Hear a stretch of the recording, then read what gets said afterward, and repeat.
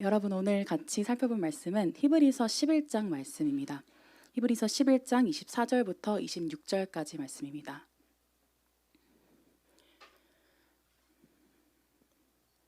네, 제가 말씀을 대신 읽어드리도록 하겠습니다. 하나님의 말씀을 들으십시오. 믿음으로 모세는 장성하여 바로의 공주의 아들이라 칭함받기를 거절하고 도리어 하나님의 백성과 함께 고난받기를 잠시 죄악의 낙을 누리는 것보다 더 좋아하고 그리스도를 위하여 받는 수모를 애굽의 모든 보화보다 더 큰 재물로 여겼으니 이는 상 주심을 바라봄이라. 아멘. 네, 여러분 반갑습니다.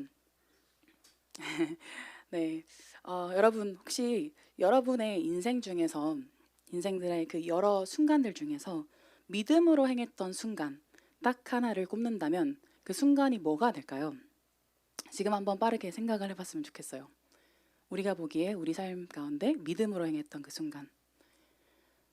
아마 이 중에는 서울로 올라온 사람들이 많기 때문에 뭔가 익숙했던 그 고향을 떠나서 낯선 지금 서울이라는 타지로 왔을 때 어떤 믿음이 필요했던 사람들이 있을 것 같고요.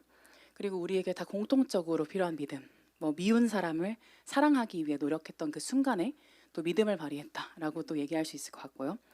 또 오늘 이 자리에 오기 싫었지만 몸을 이끌고 이 금기의 자리에 오셨을 때도 믿음이 필요했을 거라고 저는 믿습니다. 맞나요? 그렇다면 비슷하지만 조금은 다른 질문을 하나 더 드리도록 하겠습니다. 만일 우리가 아니라 하나님이 우리 삶의 믿음의 순간 하나를 꼽으신다면요. 하나님께서 보실 때 믿음의 순간이라고 할 만한 것을 꼽으신다면 언제가 될까요? 그분의 생각은 우리의 생각과 같을까요? 다를까요? 오늘 우리가 살펴볼 본문은 믿음장으로 잘 알려진 히브리서 11장에 속한 말씀입니다. 이 본문은 믿음으로 행한 수많은 인물들에 대해서 이야기를 하죠. 그리고 본문을 잘 살펴보면 우리는 성경이 각 인물들에 대해서 그렇게 길게는 설명하고 있지 않다는 것을 알 수 있습니다. 대부분의 인물들은 한두 절 정도로 설명이 되고 길게는 7에서 8절 정도로 나옵니다. 그래서 오늘의 질문은 이것입니다. 각 인물들이 나름의 긴 인생을 살았을 텐데 왜 하나님께서 그 긴 인생의 많은 장면들 중에서 이 장면을 믿음의 순간으로 꼽으셨냐는 것입니다. 우리는 여러 인물들 중 보다 길게 조금 정리된 모세 이야기를 통해서 믿음이 무엇인지, 믿음이 행하는 일이 무엇인지를 한번 살펴보려고 합니다. 먼저 23절과 24절을 한번 같이 읽어보도록 하겠습니다. 23절과 24절입니다. 히브리서 11장입니다. 같이 읽도록 하겠습니다. 시작. 믿음으로 모세가 낳았을 때 그 부모가 아름다운 아이임을 보고 석 달 동안 숨겨 왕의 명령을 무서워하지 아니하였으며 믿음으로 모세는 장성하여 바로의 공주의 아들이라 칭함받기를 거절하고. 네, 23절부터 모세에 관한 이야기가 이제 시작이 되죠. 23절을 저희가 자세히 보면 이는 모세의 부모가 믿음으로 행했던 이야기를 하고 24절부터가 본격적으로 모세가 장성하여서 행했던 그 일에 대해서 설명을 한다는 걸 알 수 있습니다. 그러니까 다시 말해서 모세가 주체적으로 조금 이제 장성해서 행한 믿음을 말하는 것은 24절부터라는 것을 우리는 알 수 있죠. 그리고 우리는 이것이 성경이 주목하고 있는 그의 믿음의 첫 행위라는 것을 또 알 수 있습니다. 그런데 처음부터 우리는 조금 의아한 것 하나를 마주치게 됩니다. 성경이 의도적으로 모세가 바로의 공주의 아들로 살았던 시간은 주목하지 않고 있다는 것을요. 성경은 부정문을 사용해서 그의 믿음을 먼저 설명하고 있다는 것을 우리가 보게 됩니다. 24절이죠. 믿음으로 모세는 장성하여 바로의 공주의 아들이라 칭함받기를 거절하고 라고 돼 있죠. 그런데 생각을 한번 해봅시다. 바로의 공주의 아들로 불리는 그 삶이 얼마나 그의 삶에서 기록될 법한 그런 반짝거렸을 순간이었을지요.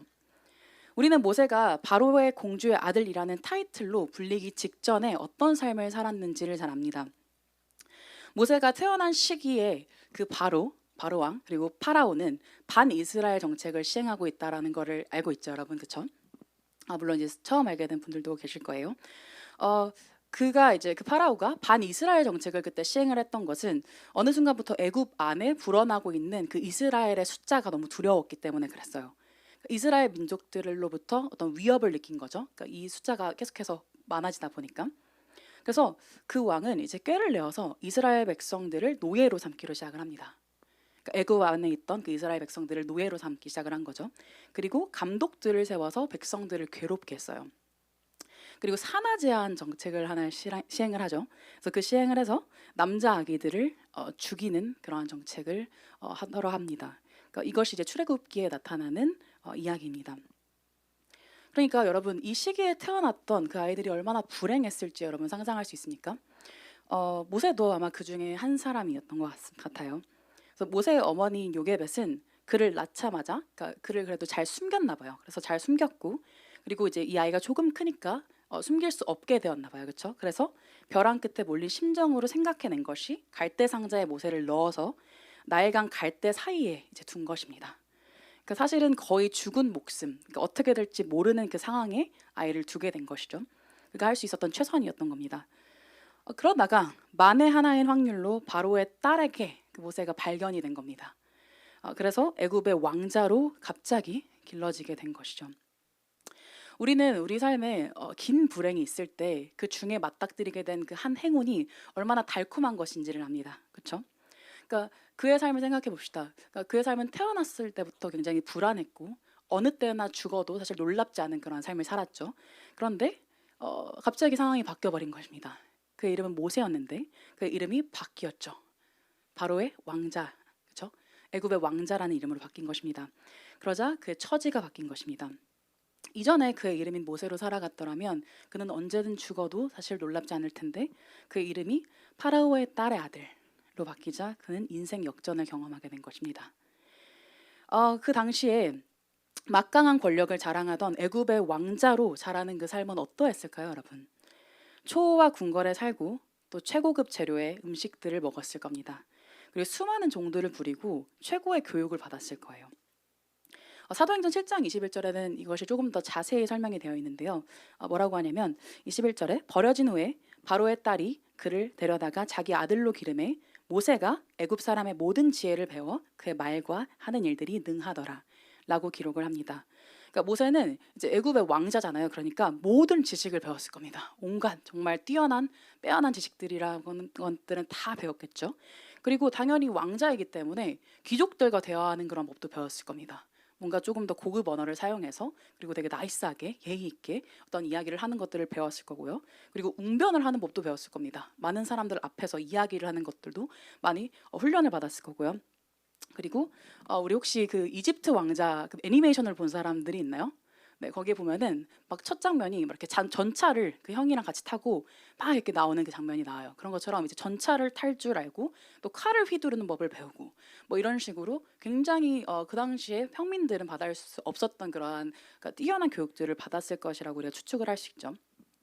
그러니까 사실 다른 사람들이 보기에 얼마나 부러운 삶입니까?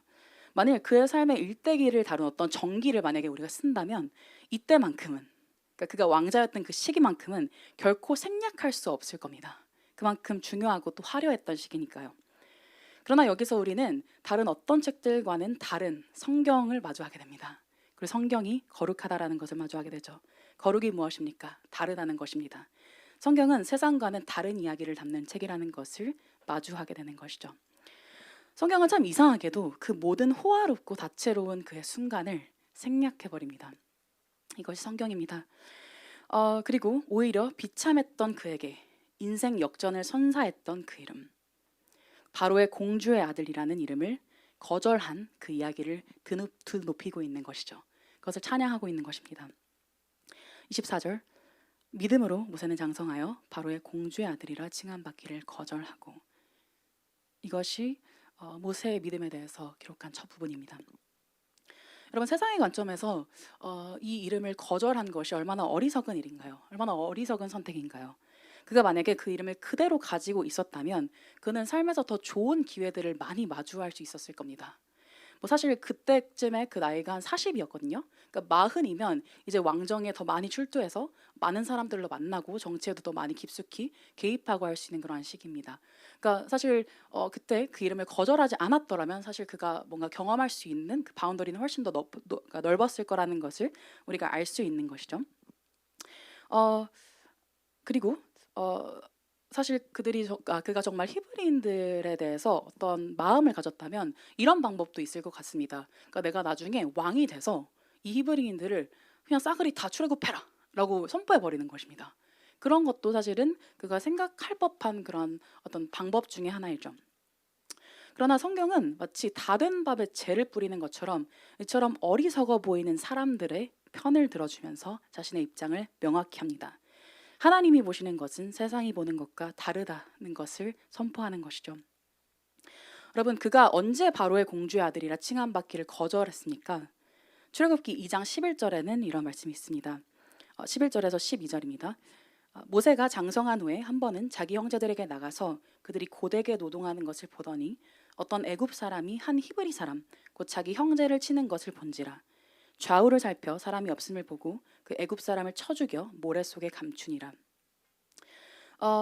이 사건은 그가 한 히브리 사람을 목격하는 데서 시작을 합니다. 모세는 장성한 후에 자신의 형제인 히브리 사람들을 이렇게 보러 나갔던 것이죠. 그리고 우연히 어떤 애굽 사람이 자기의 동족인 히브리 사람을 괴롭히고 때리는 것을 이제 목격을 한 것입니다. 그래서 그는 갑자기 순식간에 화가 나서 그 애굽 사람을 쳐 죽이고 그 사람을 모래 속에 감췄던 겁니다. 동일한 사건을 묘사하고 있는 사도행전 7장을 볼 때 우리 조금 더 자세하게 살펴볼 수 있는데요. 사도행전 7장 23절에는 이런 말씀이 있습니다. 나이가 40이 되매 그 형제 이스라엘 자손을 돌볼 생각이 나더니 한 사람이 원통한 일을 당함을 보고 보호하여 압제받는 자를 위하여 원수를 갚아 애굽 사람을 쳐 죽이니라. 그는 그의 형제들이 하나님께서 자기의 손을 통하여 구원해 주시는 것을 깨달으리라고 생각하였으나 그들이 깨닫지 못하였더라. 그러니까 똑같은 이야기를 사실은 다른 이제 관점에서 설명을 하고 있는 것이죠. 아마도 그러니까 모세의 삶을 생각했을 때 모세는 자신의 정체성에 대해서 되게 오랫동안 고민을 했을 것 같아요. 생각을 해보세요. 그러니까 법적으로는 이집트의 공주의 아들입니다. 그렇죠? 그러니까 이집트의 어떤 가치와 그런 것들을 굉장히 많이 주입받았다라는 것을 우리가 알 수 있죠. 근데 동시에 여러분은 이제 모세의 어머니가 유모로 이렇게 편입됐다라는 것을 다 알고 있죠. 그 요게벳 이제 그 공주로부터 이렇게 제안을 받아가지고 유모로 모세의 유모로 이렇게 같이 살게 됩니다. 그러니까 이집트인 약간 법적인 엄마 그 공주로부터는 계속해서 이집트의 가치를 듣고 그리고 반대 자신의 진짜 엄마의 유모로부터는 또 다른 가치관 하나님에 대해서 계속해서 들어왔었겠죠. 그러니까 그 두 가치 사이에서 그는 많은 혼란을 겪기도 했을 겁니다. 만약에 그가 요셉의 시대에 살았더라면 그는 애굽의 총리를 하면서도 동시에 이스라엘을 보호하는 지도자로 있을 수 있었을 겁니다. 그렇죠? 그러나 시대가 달라졌죠. 상황이 달라졌습니다. 바로가 이스라엘을 증오하는 그 상황, 왕이 바뀌어서 바로가 이 이스라엘 백성들을 정말 죽이고 싶어하는 이 상황에서 그는 둘 중에 하나를 선택해야 되게 된 거죠. 이집트의 왕자로 남거나 아니면 이스라엘의 지도자가 되는 것입니다. 그리고 시간이 쌓여서 40이 되었을 때 그에게 이스라엘을 돌아볼 마음이 이제 생겼던 것 같습니다. 그리고 돌아보는 중에 눈앞에서 고통당하는 형제를 보았고 그리고 그는 중대한 선택을 하게 된 것이죠. 한번 생각을 해봅시다. 만일 그가 왕자로 남기로 택했다면 그는 히브리 사람이 고통하는 모습을 가만히 두고 보았을 겁니다. 그리고 물론 양심의 가책을 조금 느끼겠죠. 그러나 그러니까 누리고 있던 모든 좋은 것들을 지켜낼 수 있을 것입니다. 그러나 반대로 만일 그가 히브리 사람을 돕는다라고 생각을 해봅시다. 그러면 공든탑이 무너지는 일을 보게 될 겁니다. 사실 애굽의 왕자가 사람 하나를 죽이는 것은 별일은 아니었습니다. 그러니까 우리가 옛날에 막 이렇게 고대 이집트 영화를 보면 그러니까 왕자나 공주가 누군가를 이렇게 죽이고 나서 그냥 이제 왕에게 찾아와가지고 죄송해요 엄마 아빠 제가 사람을 죽였습니다 이렇게 얘기를 하면 이제 부모가 뭐라고 하나요? 그냥 막 놀라서 막 팔짝 뛰고 그렇지 않죠. 그러니까 그냥 너가 시민 하나를 죽였구나 이러면서 이제 쓱 덮습니다. 그렇죠? 백이 있으니까 그 정도는 사실 아무 일도 아닌 것이죠. 그러나 역사에 따르면 모세는 그때 왕위에 등극을 할 수도 있는 그런 가능성이 있던 때였습니다. 그리고 그 당시에 왕위를 노리고 있던 또 다른 사람이 있었던 거죠. 그래서 히브리인인 모세가 만약에 어떤 히브리 사람의 편을 들거나 문제를 일으키면 사실은 그의 반대자인 사람, 왕위를 노리는 그 사람이 사실은 이 사람 그러니까 모세를 굉장히 뭐라고 하고 모세에게 어떤 핀잔을 주고 모세를 굉장히 이제 한쪽으로 몰아넣어서 이제 왕이 되지 못하는 상황으로 몰을 수 있는 것이죠. 쉽게 말해서 흠이 잡힐 수 있는 상황이었던 것입니다. 그래서 기회비용이 되게 커지죠. 그는 많은 것들을 등져합니다. 그가 이집트의 왕자로 있지 않고, 그렇죠? 만약에 히브리인 사람을 돕기로 선택을 한다면, 하나님의 편에 이제 선택을 한다면, 그가 소유하고 있었던 자신의 백성들을 떠나야 함은 물론이고 또 왕가의 가족들도 떠나야겠죠, 그렇죠? 그리고 누리고 있던 모든 호화스러운 그런 생활들을 떠나야 합니다. 그것이 그가 가졌던 기회비용인 것이죠. 그러나 모세는 이 두 가지 선택 중에서 하나님의 백성과 함께하기를 선택합니다. 25절은 이렇게 말합니다. 도리어 하나님의 백성과 함께 고난받기를 잠시 죄악의 낙을 누리는 것보다 더 좋아하고.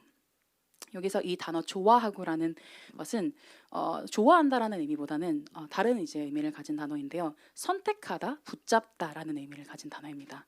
그러니까 다시 보면 그는 도리어 하나님의 백성과 함께 고난받기를 잠시 죄악의 낙을 누리는 것보다 더 좋아하고가 아니라 그 길을 선택했다라고 우리가 볼 수 있는 것이죠. 그러니까 그가 실제로 이 길을 선택했다라고 말합니다. 믿음으로. 그렇다면 그가 누가 봐도 손해인 이 선택을 한 이유가 무엇일까요, 여러분? 그가 조금 특이한 사람이어서 그럴까요? 그가 좀 이상한 사람이어서 그럴까요? 아니면 그가 고통을 즐기는 마조이스트 같은 사람이어서 그럴까요? 때때로 우리는 믿음을 좀 이런 식으로 오해하는 경향이 있는 것 같습니다. 하나님을 믿으면 뭔가 내 삶이 힘들어야만 하고 고난을 겪어야만 한다는 것이죠. 물론 성경은 고난에 대한 이야기들을 많이 합니다. 그리고 고난이 정말 우리의 삶 가운데 가치로운 곳으로 변할 수 있다는 것도 많이 이야기를 합니다. 그러나 여러분, 되게 중요한 것은 고난도 의가 될 수 있다는 것입니다. 고난도 우리 안에 하나의 의가 될 수 있다는 것이죠. 우리 죄인들은 정말 많은 것들을 왜곡시켜서 우리가 가진 것들을 우리의 의로 삼기도 하지만 심지어는 우리가 겪는 고난조차도 사실 의로 삼을 수 있는 존재입니다. 혹시 이런 생각을 해보신 적 있나요? 그러니까 저 친구보다 내가 더 고난을 많이 겪었다는 생각 때문에 내가 조금 더 특별해 보이는 것 같은 그런 느낌. 내가 조금 더 그리스도인다운 사람인 것처럼 느껴지는 그러한 것들을 좀 생각해 보신 적이 있나요? 혹은 하나님이 나에게 더 잘해 주셔야 한다. 내가 더 많은 고난을 겪었기 때문에 하나님이 나한테 더 잘해 주셔야 한다 라는 생각을 혹시 해보신 적이 있나요? 아니면 제대로 된 고난을 겪어보지 않은 사람을 보고 이 사람 아직 뭘 모르네 라고 생각해 보았던 적이 있나요? 이것이 우리 안에 고난이 사실 우리의 의로 작용하는 어떤 지점이죠. 그리스도인의 그 삶의 목적이 하나님이 아니라 고난 자체가 되면 이런 오류들이 우리 안에 일어나게 되는 것입니다. 그러나 모세가 이 선택을 한 건 사실 그가 고통을 사랑하는 이상한 사람이어서가 아니라 사실 그가 정말로 진짜 현실을 아는 지혜로운 사람이었기 때문입니다. 히브리서 11장 26절입니다. 그리스도를 위하여 받는 수모를 애굽의 모든 보화보다 더 큰 재물로 여겼으니 이는 상 주심을 바라봄이라. 여기서 여겼다는 단어는 여겼다라고만 보기에는 조금 아쉬운 단어입니다. 정확히는 지적인 사고의 과정을 거쳐서 어떤 것을 그렇게 여긴다라는 단어이죠. 그러니까 쉽게 말해서 계산하고 판단한 이후에 어떠한 결과를 내는 그러한 단어입니다. 그러니까 이 단어는 빌립보서 3장 8절에서도 쓰입니다. 빌립보서 3장 8절은 이렇게 말합니다. 또한 모든 것을 해로 여김은 내 주 그리스도 예수를 아는 지식이 가장 고상하기 때문이라. 그러니까 이 바울이 계속해서 계산을 했던 거죠. 그리고 보았던 것입니다. 판단을 해서 보았던 것입니다. 그리스도 예수를 아는 지식은 가장 고상하구나. 모든 것을 심지어 해로 여길 만큼, 모든 것이 아무것도 아닌 것처럼 여겨질 만큼 그리스도를 아는 지식은 이처럼 고상하구나라는 것을 깨닫고 판단한 것입니다. 그리고 이 고상은 탁월하다라는 의미를 가지죠. 그 지식이 정말 탁월해라는 판단을 했을 때 이 단어가 쓰이는 것입니다. 그래서 그는 지금 이 상황, 그리스도를 위하여 받는 수모와 애굽의 모든 보화보다 더 큰 재물로 여겼던이라는 이 단어가 그러니까 그가 두 개를 판단한다라는 것을 우리가 볼 수 있는 것이죠. 그러니까 그는 두 가지를 저울에 올려본 것입니다. 하나는 애굽의 모든 보화입니다. 그는 애굽의 모든 보화를 한쪽 저울에 올려놨습니다. 그리고 다른 한쪽에 상 주시는 하나님을 올려놓았죠. 그리고 저울질을 하기 시작한 겁니다. 그리고 그 저울질의 결과로 그는 애굽의 모든 보화를 따르기보다 상 주시는 하나님을 따르는 쪽이 더욱더 가치롭다라는 것을 보았던 것입니다. 또 그는 시간을 재어봤습니다. 애굽이라는 나라에서 잘 살아봤자 잠시 죄악의 낙을 누릴 뿐이라는 것을 그는 알았던 것이죠. 그리고 이것이 영원한 하나님의 나라에서 영원한 기쁨을 누릴 것과 비교할 수 없다라는 것을 알았던 것입니다. 그리고 그가 이렇게 가치 판단을 할 수 있었던 것은 그가 상 주시는 이에게 주목했기 때문이라고 성경은 말합니다. 26절, 더 큰 재물로 여겼으니 이는 상 주심을 바라봄이라. 여기서 바라보다라는 단어는 어떤 시선을 고정해서 주목을 한다라는 단어입니다. 그러니까 그는 계속해서 그의 시선을 상 주시는 그 이에게 집중했다라는 것을 알 수 있는 것이죠. 여러분, 한번 잘 생각을 해보기를 원합니다. 모세의 시선이 만약에 다만 세상에 머물렀다면, 근시안적이었다면, 그가 보는 것이 세상이 전부였다면 그는 결코 이러한 가치 판단을 할 수 없었을 겁니다. 그러나 그가 이러한 가치 판단을 할 수 있었던 것은 그의 시선이 하나님을 향해 있었고 그리고 영원을 향했기 때문입니다. 그래서 그는 참된 가치 판단을 할 수 있었던 것이죠. 그러니까 다시 말해서 그는 이 세상을 초월하는 어떤 하늘에 가닿는 하늘의 시력을 가지고 있었던 것입니다. 히브리서 11장 1절 2절은 믿음에 대해서 정리하는 한 말씀을 하는데요. 믿음은 바라는 것들의 실상이요 보이지 않는 것들의 증거니라는 말씀을 하죠. 다시 말해서 모세는 진짜로 좋은 것을 바라본 것입니다. 진짜로 갈망하던 것을 보게 된 것입니다. 그리고 그는 진짜 현실을 마주하고 진짜 현실적이고 지혜로운 어떤 선택을 한 것이죠.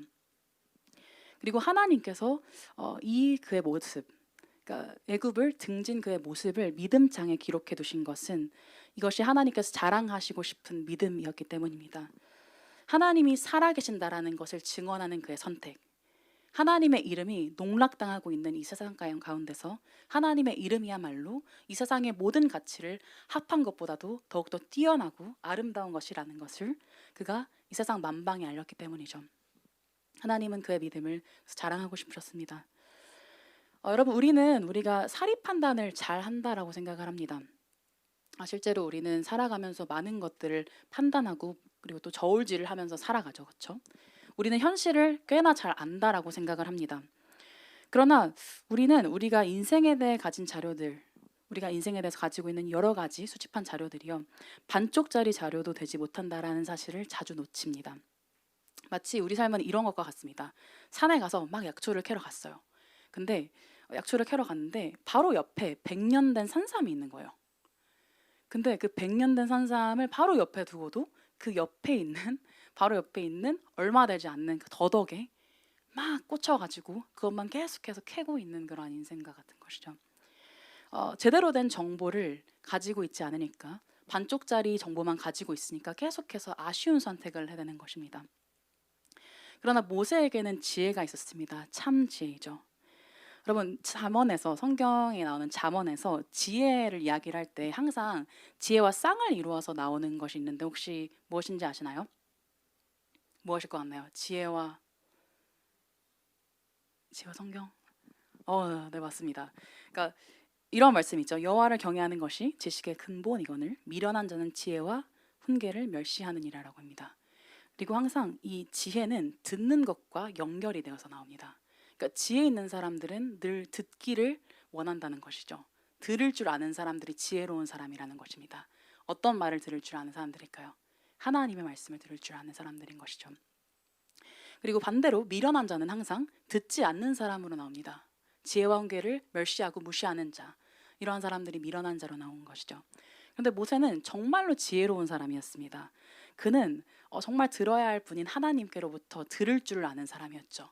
왜냐하면 자신이 모른다라는 것을 인정할 수 있는 사람이었기 때문입니다. 그는 자신보다도 현실을 잘 아는 하나님이라는 그 전문가께 그분의 삶을 맡길 줄을 알았던 것입니다. 그래서 그는 하나님께 묻고 하나님이 보여주시는 그 삶을 살았던 것이죠. 그리고 이것이 바로 그 믿음이 행한 일이었습니다. 하나님의 지혜가 세상의 지혜와 비교할 수 없음이 모세를 통해서 세상에 선포되었다라는 것이 여러분에게 보이시나요? 하나님은 정말 기쁘셨던 것 같습니다. 그의 믿음이요. 하나님께 귀 기울였던, 그리고 하나님을 보았던 그의 믿음이요. 그래서 이 말씀에 이렇게 기록을 해두신 것이죠. 여러분, 여러분의 삶은 어떻습니까? 여러분의 삶은 이 믿음을 가진 삶입니까? 여러분은 믿음으로 살아가면서 어떠한 것들을 행하고 있습니까? 사실 이 본문은 저에게 가장 큰 위로가 되는 본문입니다. 물론 저는 바로의 공주의 아들은 아닙니다. 저는 어떤 대단한 위치에 있는 혹은 뭐 대통령의 딸이라던가 뭐 그런 위치에 있는 사람은 아닙니다. 그러나 세상이 주는 이름, 그 이름에 집착하며 살아갔던 사람 중에 하나죠. 저는 그것이 제 삶에 정말 진정으로 가치 있는 그러한 일이라고 생각하면서 꽤 오랜 시간을 살아왔습니다. 그러나 어느 날 주님께서 제 삶에 들이닥치셨고 제 눈을 열어서 하늘에 계신 그 상 주시는 이를 바라보게 하셨습니다. 그러면서 저는 저만을 위해서 달려왔던 그 삶보다 하나님의 사람들과 함께 씨름하면서 살아가는 삶이 더욱 가치 있다라는 것을 보게 되었고요. 그리고 세상과 같이 이 땅에서 좋은 집에 살고 더 좋은 것을 먹기 위해서 달려가기보다 그리스도의 말씀을 따라 행하며 세상에 그분의 선하심을 전하는 것이 진정한 기쁨이고 가치로운 삶이라는 것을 알게 되었습니다. 저는 확실히 이 길이 정말 좋아서 걸어가고 있는 것 같아요. 저는 하나님과 함께하는, 그리고 하나님의 백성인 여러분과 함께하는 이 삶이 너무나도 즐겁고 좋습니다. 그런데 저는 아직까지도 제 주변으로부터 이런 이야기를 듣습니다. 특히 사랑하는 사람들로부터요. 왜 그렇게 어리석은 선택을 했니? 왜 이렇게 어려운 길을 갔어? 조금 더 생각을 잘 해보지. 조금 더 판단을 잘 해보지. 라는 이야기를 자주 듣습니다. 그리고 이런 얘기도 듣습니다. 혹시 너 전도사를 한 거 그게 혹시 현실을 도피하고 싶어서 그런 건 아니야? 이런 이야기도 종종 듣습니다. 그때 제 마음이 어떨까요, 여러분? 제 마음이 대체로는 괜찮습니다. 왜냐면 제가 정말 좋아서 이 길을 선택하고 또 이 길을 달려가고 있는 거니까요. 그런데 괜찮지 않은 날도 있습니다. 그런 날들이 있죠. 세상이 우리를 마치 집어삼킬 것 같은 그런 날들. 평소에는 하나님의 그 가치로 막 압도되어서 하나님이 너무너무 사랑스럽고 또 하나님의 사람들과 함께하는 것이 너무너무 즐겁다가도 세상의 그 가치, 잣대, 세상이 붙이는 그 가격표가 우리 삶에 계속해서 밀려 들어올 때 숨이 막히는 것 같은 것들을 경험하는 경우도 있습니다. 그러나 그렇게 사람들의 말을 통해서든 뭐 여러 가지 상황들을 통해서든 그 세상의 가치가 저의 삶을 압도하려 들 때 저는 많은 경험들을 통해서 알게 된 것이 하나 있습니다. 그때가 바로 믿음이 필요한 때라는 것을요. 그때 제가 믿음을 잘 사용해야 하는 때라는 것을 압니다. 다시금 모든 시선을 그분께 집중해야 한다는 것을 아는 것이죠. 히브리서 12장 2절에는 이런 말씀이 있습니다. 같이 한번 볼까요? 히브리서 12장 2절입니다.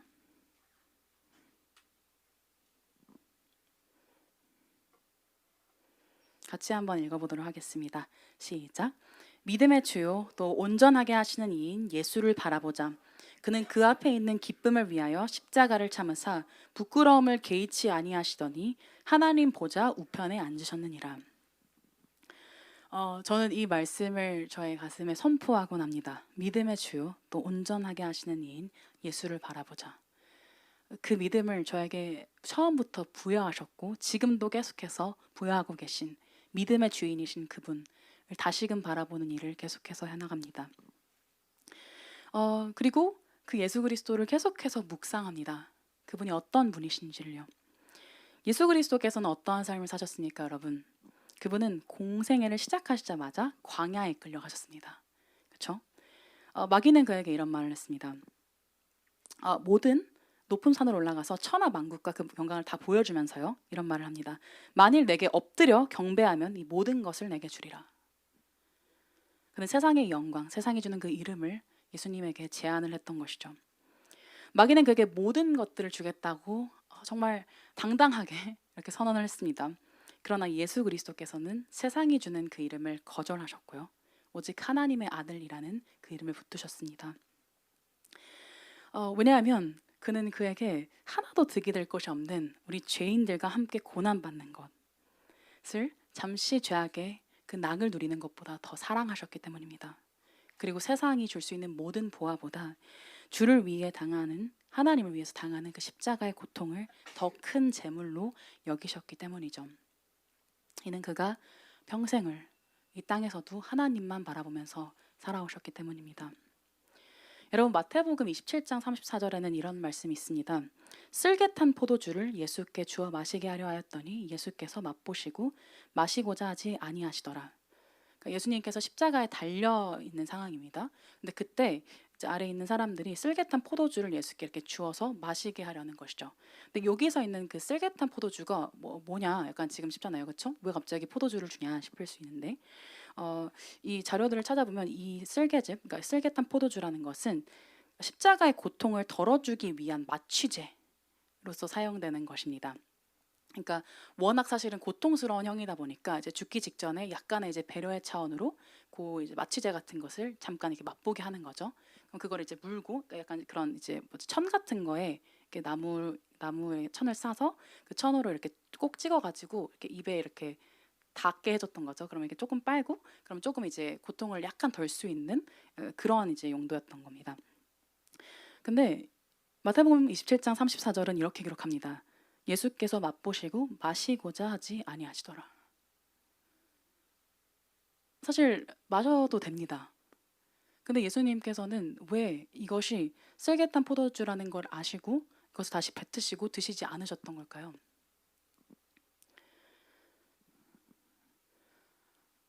왜 그랬을까요? 이건 저희가 임신한 여자를 생각을 하면 조금 이해하기가 쉽습니다. 여러분 혹시 여러분의 어머니가 이렇게 이제 가지셨을 때 혹시 약을 어떻게 드셨는지에 대해서 들어보신 분이 있나요? 혹은 뭐 지금 주변 지인들 중에서 임신한 그런 분들 가운데 약을 어떻게 좀 처방받고 있는지에 대해서 들어보신 분이 있다면 아마 이런 사실을 알게 될 겁니다. 요즘은 조금 이제 먹을 수 있는 약들이 나오는 것 같은데 이전에는 특히 어떤 약도 그 엄마가 입에 대려고 하질 않았어요. 그러니까 작은 감기약도 그냥 먹어도 괜찮은 것도 최대한 참으려고 얘기를 했어요. 아프면서도요. 왜 그랬을까요? 그 약을 먹으면 조금이라도 아기에게 손상이 가거나 해가 갈 거라는 것을 생각했기 때문이죠. 그러니까 아기의 생명이 자기의 정말 그 고통보다 훨씬 더 중요했기 때문에 그 진통제 하나도 먹지 않았던 겁니다. 아기의 그 생명에 정말 위험이 갈까 봐요. 여러분 예수님도 마찬가지입니다. 예수님께서 왜 이 쓸개즙을 안 드셨을까요? 왜냐면 예수님께서 자신의 그 고통을 조금이라도 더신다면 우리의 구원이 완전하지 않을 것이라는 것을 아셨기 때문입니다. 그분이 이루시는 그 구원이 완전한 것은 우리가 원래 겪었어야 할 그 모든 고통을 하나도 빠짐없이 한 방울도 빠짐없이 예수 그리스도께서 대신 다 당하셨고 겪으셨기 때문이죠. 예수님은 마지막의 그 순간에까지도 자신의 고통을 참으시고 그 앞에 놓인 그 기쁨, 자신의 백성들의 구원, 자신의 백성들이 하나님과 영원한 교제를 누리고 정말 진정으로 가치롭고 아름다운 것들을 찬양하며 살아갈 그 삶을 바라봤던 것입니다. 그래서 이 말씀처럼 그 예수 그리스도는 십자가를 참으사 부끄러움을 개의치 아니하셨죠. 무엇을 위해서요? 그 앞에 있는 기쁨을 위해서요. 우리라는 그 기쁨이죠. 여러분 믿음이라는 것은 바로 이런 것입니다. 우리를 위해서 고통을 당하시고 그 고통을 우리라는 기쁨을 위해서 참으신 이 그리스도를 껴안는 것입니다. 그분을 계속해서 바라보고 그의 삶을 닮아가는 것입니다. 우리가 이제 말씀을 정리하면서 한 가지 질문을 제가 던지도록 하겠습니다. 하나님께서 여러분의 삶, 지금의 여러분의 삶이요 중에서 한 장면을 잘라내셔서 그것을 믿음 장에 기록하신다면 어떤 부분이 되겠습니까? 정말 우리가 함께 살아가면서 여러분 이 땅을 같이 살아가면서 진정으로 가치로운 그 선택을 했으면 좋겠습니다. 그리고 그 선택 안에서 확신을 누리면서 함께 살아갔으면 좋겠습니다. 우리 같이 그러면 믿음이 없이는 찬양하고 같이 기도하도록 하겠습니다.